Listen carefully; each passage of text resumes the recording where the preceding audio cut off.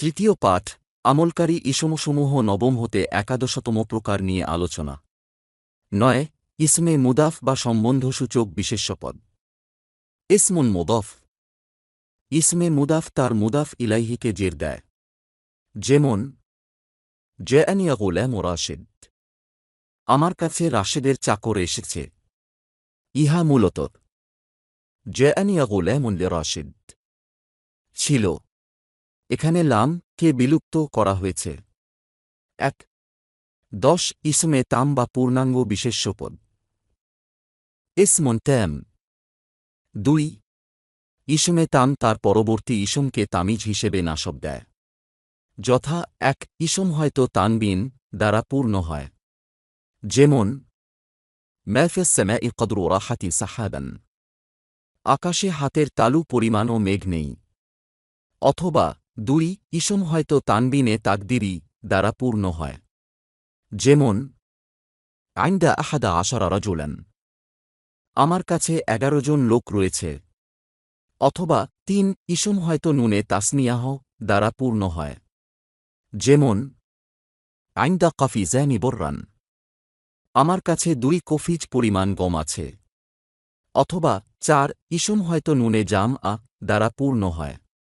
যেমন হাল নুনাব্বিউকুম বিল আখসারিনা আমালান, সেই লোকদের সংবাদ দিব কি যারা আমলের দিক থেকে অতি ক্ষতিগ্রস্ত। অথবা ৫ ইসম হয়তো মুশাবাহ নুনে জাম দ্বারা পূর্ণ হয়। যেমন আইন্দে আশরুনা দিরহামান, আমার কাছে ২০টি দিরহাম আছে। অথবা ৬ ইসম হয়তো ইদাফত দ্বারা পূর্ণ হয়। যেমন আইন্দে আমিল ওহু আসালান, আমার কাছে পাত্রটি ভরা মধু আছে। ১১ আসমায়ে কানায়াত বা সংখ্যাবাচক বিশেষ্য। আসমায়ে কানায়াত। এই ধরনের ইসমগুলো হল ২টি, কাম ও কাজা। কাম ২ প্রকার, যথা কাম ইস্তিফহামিয়াহ ও কাম খবরিয়াহ। কাম ইস্তিফহামিয়াহ ৩ ও কাজা তার পরবর্তী ইসমকে তামিজ হিসেবে নাসব দেয়।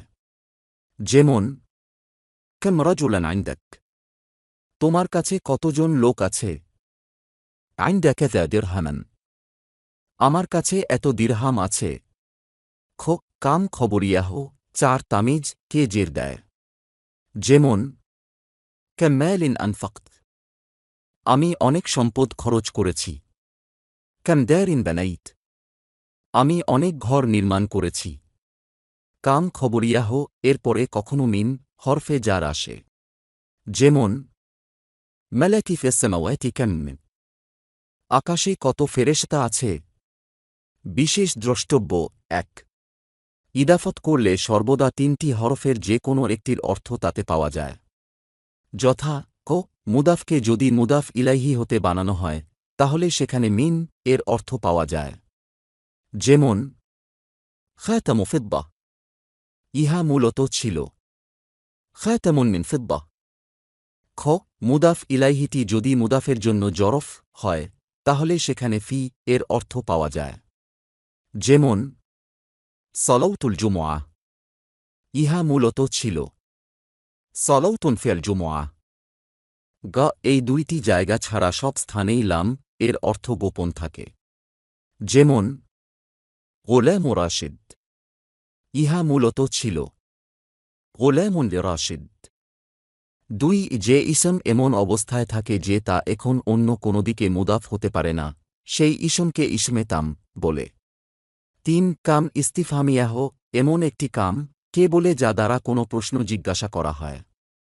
যেমন কাম দিরহামান আইন্দাক, তোমার কাছে কত দেরহাম আছে। ৪ কাম খবরিয়াহ, এমন একটি কাম কে বলে যা দ্বারা শুধুমাত্র একটি সংবাদ বলা হয়। যেমন কাম মালিন আনফাকত, আমি কত সম্পদ খরচ করলাম।